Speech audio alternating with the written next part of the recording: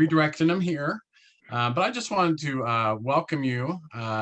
And I know we have some folks that might be joining us that aren't normally on a USFA call, but your district is a member of it. And so we're glad you're here today. I'm Jeremy West. I'm the Director of Operations with the Urban School Food Alliance. Dr. Wilson, our Executive Director, is actually presenting at a conference in Wisconsin virtually, so she's not able to join us today. And just we're kicking off a procurement mini-series focused around USDA Foods. And so we're excited today to have Devin Sundberg from Philadelphia present for us. And this group that will be guiding us through the procurement mini-series that starts today and kind of ends in December 16th are a group of presenters that gave this presentation at ACTA.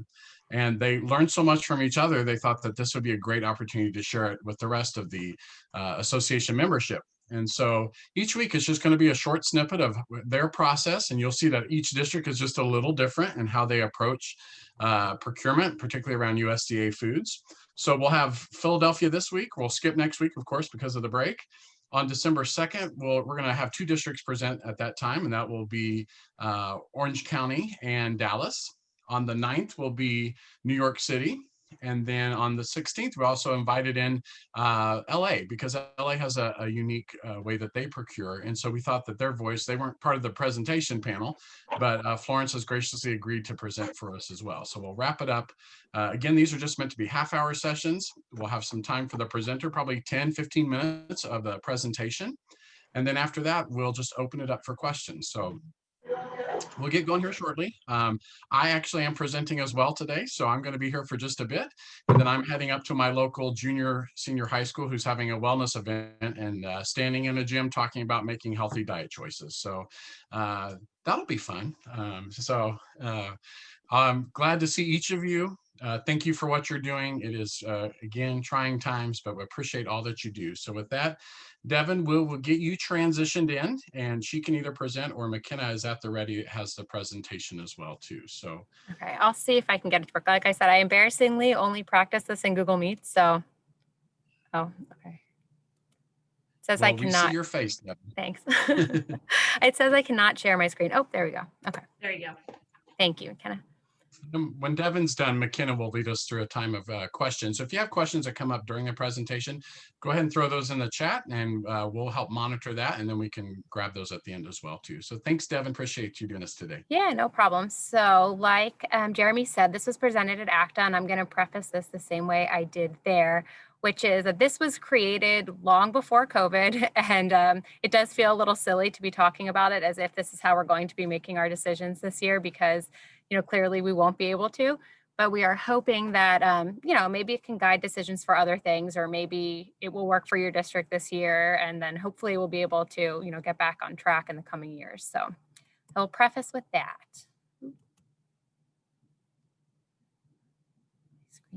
Okay. So anyone who doesn't know me, I'm Devin Sundberg. I'm the dietetic coordinator at the School District of Philadelphia. So a lot of what I work with has to do with commodities and bids and contracts and all of that good stuff. So you're probably all pretty familiar with our district. I think the number that's most important right now is our entitlement. So we typically receive between $5 and $6 million in entitlement per year. And when we talk about USDA Foods, or when I talk about USDA Foods, I like to think of it as a timeline. I don't like to think about it as just, this big thing that happens in March when we're all struggling to get all of our dollars in and get everything in before the catalogs close. It's something that we start thinking about in the fall every year. So the fall is when we would typically be getting our menu data collection. It's when we, have just finished going to the food shows. So we are talking about which vendors we want to meet with, what new products we want to try out. It's typically when we host our student food show. So all of that information that we're using to plan our menu, not only for the rest of the year, but for the coming year, and for years to come, we start collecting in the fall. December is when we use that data to create our further process bid, which is what I'll talk about soon. February, we usually have that awarded, and then we also compare our grocery bids or award our grocery delivery bid if it has not been awarded. And that's important as part of this process, because 2 years ago, we made the decision to stop purchasing our further process items directly and instead add them to our grocery delivery bid, because we don't own our own warehouse and it became prohibitively expensive to store it ourselves and deliver it ourselves. So then March is when we place our USDA order, and Pennsylvania has this awesome system called PA Meals. If your ordering system in your state is not awesome, I completely recommend checking out PA Meals and talking to your state about it because it's been really easy to use, which we appreciate. July, we begin receiving our items, ordering our further process items, and then in the fall, we start again, getting samples, making sure everything that we're getting is exactly what we wanted, and then all of that good menu stuff that I talked about as well. So our further process bid. Our further process bid that we put out, of course, it's to solicit pricing for the processing of our USDA foods, but it's also the time when we gather the specification sheets to see what's out there that really meets our specifications, because like many of you, our specifications have gotten more rigorous and more specific as time has gone on. So we evaluate all of those, evaluate then product data schedules, and then also determine the best value for use of our commodities. So it's not just looking at the price it costs to process something, but also how many servings are we going to get if we donate a truck of USDA foods? And if it's a lot more, with one vendor than another, why is that? What makes the most sense for us? So this is just a little snippet of the further process bid. I'm happy to share the whole thing for anyone who wants to see it. But this is part of the line that we create this Excel document, we lock all of the formulas, and then we have the bidders fill this out themselves to minimize the amount of mistakes that we can make. So if they come back to ask questions or if they want to contest something, it's all items that they've filled out themselves. Of course, we double check it and all of that, but it's nice to have them do it. And you'll see that last column, that cost per serving, that's really what we're using to make our decision. When we talk about price, you'll see the first item on this list, it did not include any DF, any donated foods. So it technically would have been the least expensive because we like to consider the value of DF foods as if it's cash. But then you'll see the note next to it that it didn't meet our specifications. So after completing the bid, we make our allotment spreadsheet. So it allots all of our items clearly. So this is what we use when we're placing our order. But it also is where we compare our USD items to commercial pricing. Does it make sense to donate pears to make pear cups, or are the commercial items going to be cheaper anyway? And that's, we shouldn't be spending our USDA dollars there. It's also where we estimate our servings for next year, not just looking at what we've served so far this year, but is anything going to change that's going to impact that? It's where we allocate the pounds to the processors. And then something that we actually don't have to consider in this step, but I know that some districts do, is what's in our bank currently. So in Pennsylvania, all banks are swept at the end of the year, no matter what. So we're always starting at a zero balance, which is nice for accounting, but does lead to us leaving something on the table some years. And then also our satellite processors wish list. So about half of the food we serve goes through a satellite processor. When we're making this allotment spreadsheet, the first thing we do is decide how many servings we want in our full service cafeterias. Whatever's left over, we take a list that our satellite processor wishes that they could have from USDA Foods, and we order that. And then those items are sent directly to the satellite processor. It's mostly the brown box type items, the already processed items, and they in return give us a credit. And then this is just a snippet of that. So if you saw this whole spreadsheet, it's quite large, but all the way to the right would be all of our, all the processors that we're working with. And then it would go through and fill in how many pounds we're sending to each processor. And then at the bottom, it would tally it up to make sure that before we start putting our orders into the catalogs, we're not going over our entitlement dollars. And then just a few other things that we consider when we're filling out our allotment spreadsheet. Like I said, the current year's usage, menu goals, maybe next year where our goal is to use less meat or to use more fish or something like that. So we think about in this step how that's going to affect our servings. Do we have any new schools coming on board? Any other schools that might be closing down? Charters that we're taking over? Charters that we are losing business to? Are there any menu trends we know we're going to want to try out for the following year? How's that going to impact what we use or what we don't use? All the student feedback I talked about, and then you'll see our wonderful intern Morgan in that picture doing some product testing and evaluation. So it's also around this time that we are, if we can get our hands on some of the products we haven't used before, trying them out to decide if it's something that we might want to add. So I think that's about all I had. If anybody has any questions, I know I tend to talk fast. It's Amy's biggest pet peeve of my presentations. Thanks, Devin. Yeah, anybody can feel free to pop your questions in the chat or go ahead and unmute and ask live.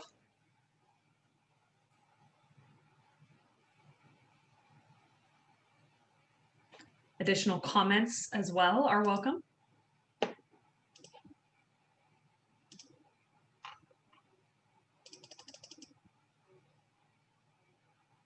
Okay, great. We've got a question from Jennifer McDermott. Thanks. How soon do you start the ordering process, such as requesting samples from processors, menu planning, etc.? So as far as working on our menu, I feel like it's something we do throughout the year. So as soon as something pops onto our radar that it might be something we want to try, we'll go ahead and order samples and start that process. But when we put our bid out in the late fall, early winter, we also put a clause in there that we may be requesting samples and they have like a week to give them to us. So it's also around this time before we award the bid that we would ask for any samples of products that we're maybe on the fence about or we need to evaluate for specifications. So I know that's not much of an answer. It's kind of all the time.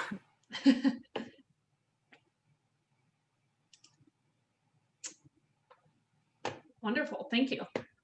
Other questions from for Philadelphia?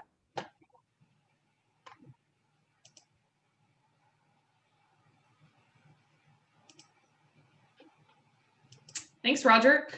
Given changes in participation this year, are you planning for any revisions in when you procure for next school year? Yeah, so we haven't heard anything yet about placing our orders for next year. So the state tells us when we have to order by, when the catalogs are only open for a set amount of time. So we haven't heard anything yet. So we're not sure if they will push that back or not. I know we're barely using any of the USDA foods that we ordered last year, and we're actually in the process of donating quite a few that we had left over from last year.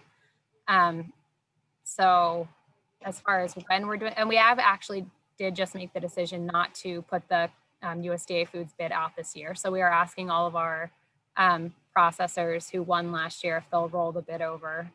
I mean, we're willing to work on pricing, but just to not have to put the bid out.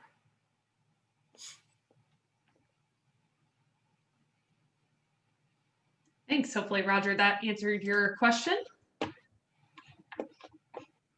We still have 15 minutes for questions for Devin, so. Or not, it's fine too.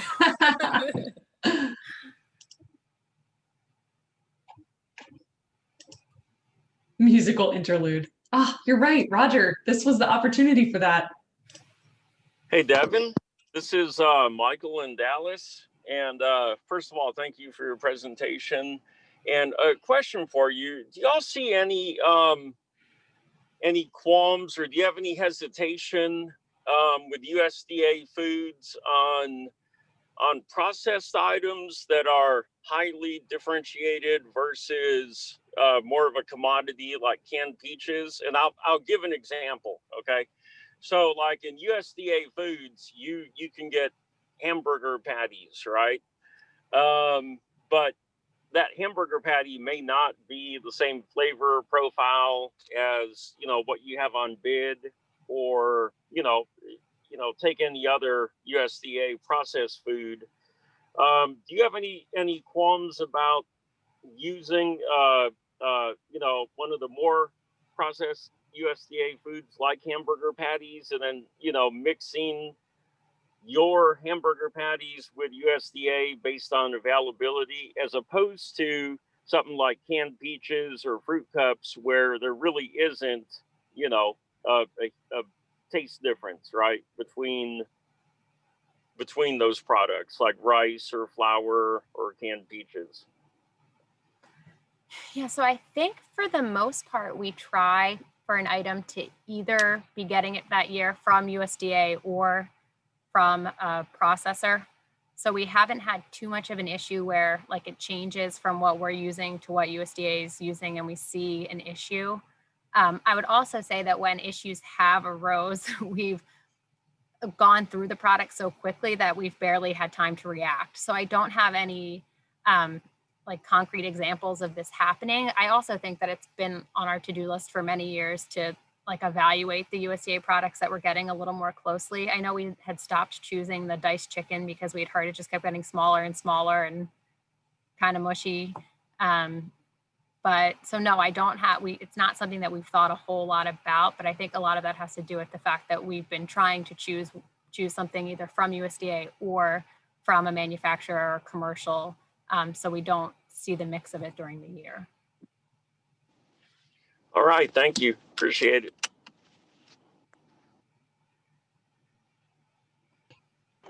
I think you kind of brought up a good point, though, Michael. Your questioning kind of intrigued me. How do you decide which items to really go off of? Is it where you get the biggest benefit and price difference? Or with that 5 to 6 million of entitlement that you need to use, do you just scatter it over different parts of your menu and different items in your menu plan? So it's typically price-based. So we'll go with where we spend the most money. We had for a really long time spent a lot of it in processing of turkey, beef, chicken. We use less of those products now. We tend to use less of those products now. We've also started using more fruits and vegetables in the last few years. So looking at, where we save money from buying a commercial versus what USDA has. I think once we get to the end of the dollar amount, and this is something that I talked about with the other presenters, is that it's getting a little harder for us to spend our entitlement dollars. So I think in the last few years, it's gotten maybe more to where we spread a little to get something like frozen cherries because we've never had them before and we have money left. But typically the bulk of it was price driven. So where would we save the most in the rest of our food dollars by using USDA Foods? Mm-hmm. Yeah, and I think that's been,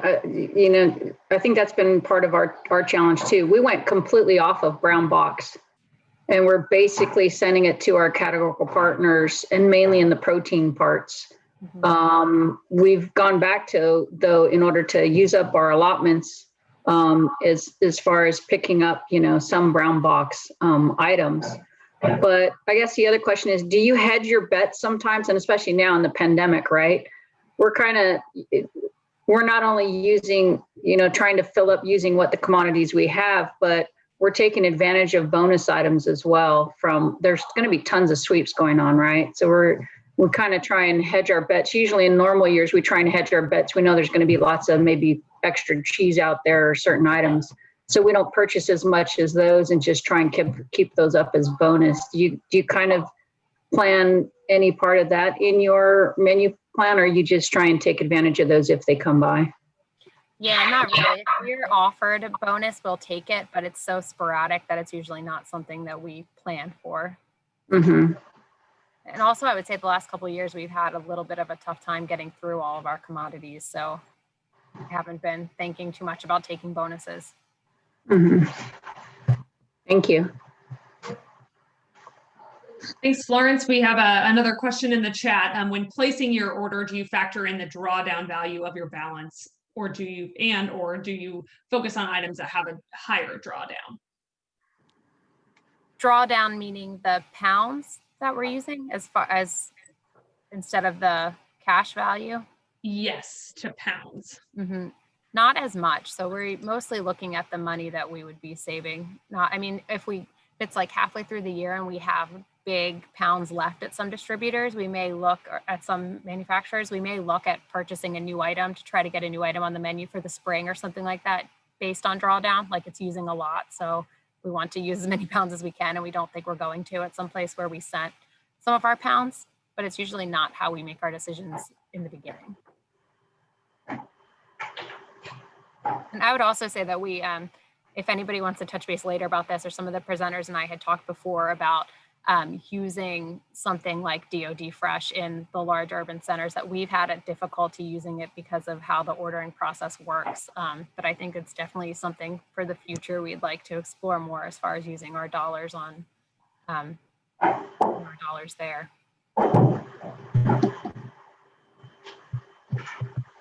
This is Michael again.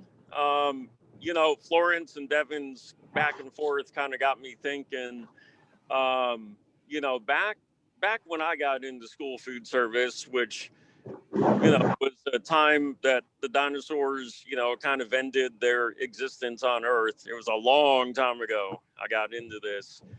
The rule of thumb, at least that my boss in my district at the time had, was to put your commodity dollars into center of the plate entrees. And I guess since learning that, I guess I've gone kind of back and forth on, my philosophy of where to put it. And so Devin, I'd like to ask you, do y'all have a leaning or like an articulation? Does center of the plate versus, your side dishes enter into the conversation at all? Or is it, like you said, just kind of where you envision your maximum savings to be, regardless of whether it's, your center of the plate entree or some side items?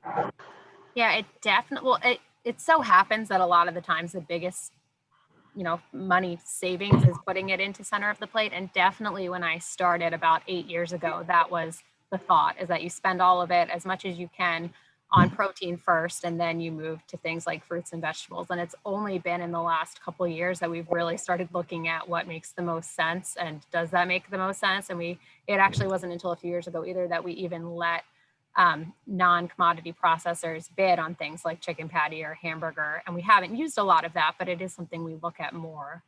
So I wouldn't say in the last couple of years, we've gotten away from having like a set mindset for where it should go, and tried to look at like bigger picture, trying to put the pieces of the puzzle together, I think a little more to make it make sense. All right. Thank you.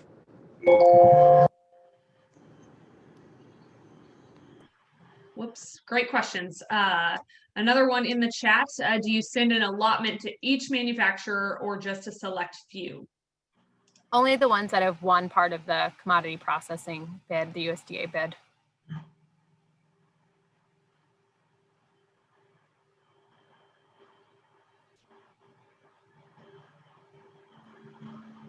Great. Other questions for Devin or the Philadelphia team? This has been very valuable. Thank you, Devin.